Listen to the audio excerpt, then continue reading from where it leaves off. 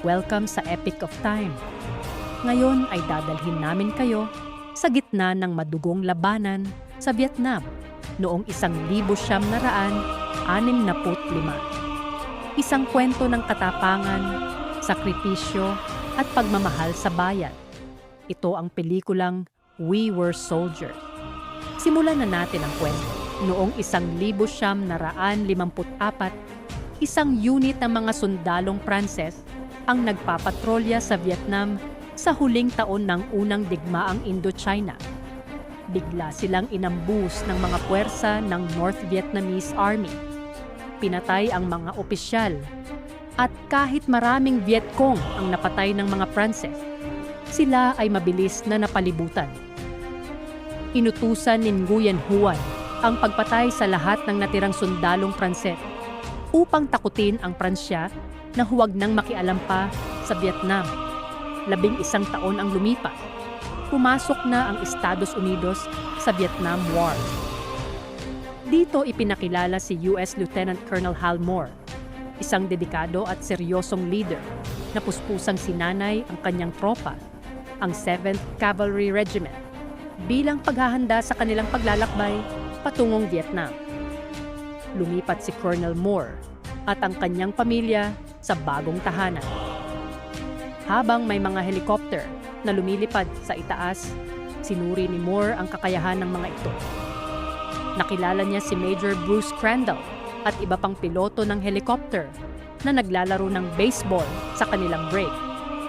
Ipinaliwanag ni Moore kay Crandall kung gaano kahalaga ang kanyang papel sa darating na labanan. Ipinakilala rin si Sergeant Major Plumley na kilala sa kanyang matapang at matigas na ugali. Inipon ni Colonel Moore ang kanyang mga sundalo at sinabi sa kanila na ang kanilang bagong kabayo sa labanan ay ang mga helicopter. Nag-ensayo ang mga sundalo para sa mapanganib at pabagubagong giyera. Ibinahagi ni Moore ang isang panalangin kasama ang kanyang 5 anak. Sinabi rin niya sa kanyang asawa kung gaano siya nagpapasalamat sa Diyos para sa kanya. Ipinahayag ni Plumley na magdadala lang siya ng pistol sa labanan dahil malapitan daw ang mga kalaban.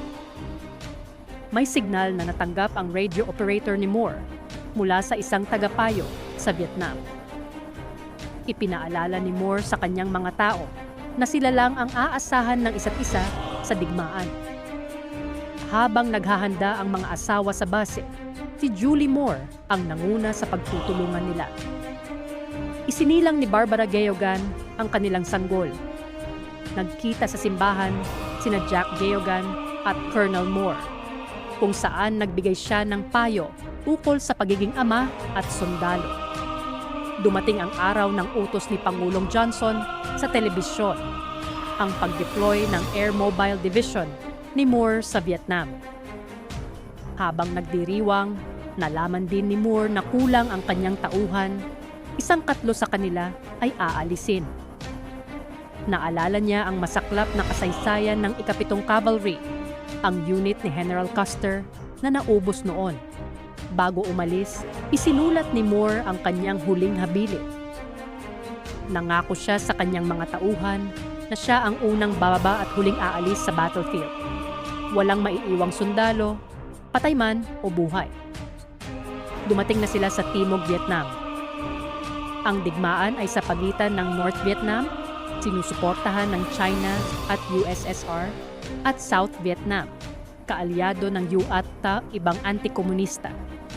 May 375 sundalong Amerikano si Moore. Lumipad sila sa Ia Drang Valley sakay ng mga helicopter. Hindi nila alam, base camp pala ito ng isang veteranong dibisyon ng NVA na may higit 4,000 sundalo. Habang inaatake ang isang platoon, maraming namatay.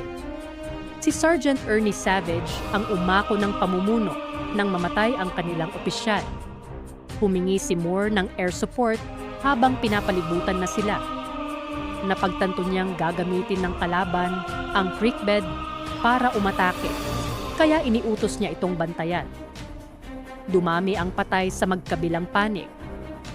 Dumating si Crandall sakay ng helicopter para sa evacuation pero inatake rin sila. Sinubukang lumikha ng bagong landing zone si Plumlee. Ayaw ng mga opisyal sa headquarters na manatili si Moore, pero hindi siya sumunod. Dinala ni Crandall ang sugatan habang pinoprotektahan ni Moore ang mga natitirang sundalo. Habang binobomba ang kalaban gamit ang napalm at machine guns, nadamay din ng ilang sundalong Amerikano. Si Geoghan ay napatay sa gitna ng pagsagip. Si Galloway, isang journalist, ay sumama sa laban at muntik ng mabaril habang kinukunan ng larawan ang giyera. Ipinatawag ni Moore ang code na Broken Arrow, isang senyales na ang kanilang posisyon ay napapalibutan at kailangan ng buong air support. Tumama ang airstrike sa mga kalaban at bahagyang napinsala rin ang kanilang kampo. Nailigtas ang ilan sa natirang platoon. Dumating ang mga bagong sundalo para palitan ang mga napatay. Tumanggi si Moore na lisanin ang battlefield kahit inutusan ng mas mataas na opisyal. Natukoy ni Moore ang punong himpilan ng kalaban sa ilalim ng isang burol. Ipinadala ng commander ng NVA ang natitirang puwersa niya para sa isang huling pag-atake. Ngunit bago sila makaabante, umatake ang mga helicopter ni Crandall at winasak ang puwersa ng kalaban. Habang nag-evacuate ang NVA HQ, bumalik si Moore sa landing zone. At gaya ng kanyang pangako, siya ang huling umalis matapos mailigtas ang lahat, buhay man o patay. Hawak ng Vietnamese commander ang isang sirang bandila ng Amerika at sinabi sa kanyang opisyal, isipin nila panalo sila, kaya ito ay magiging giyera ng Amerika.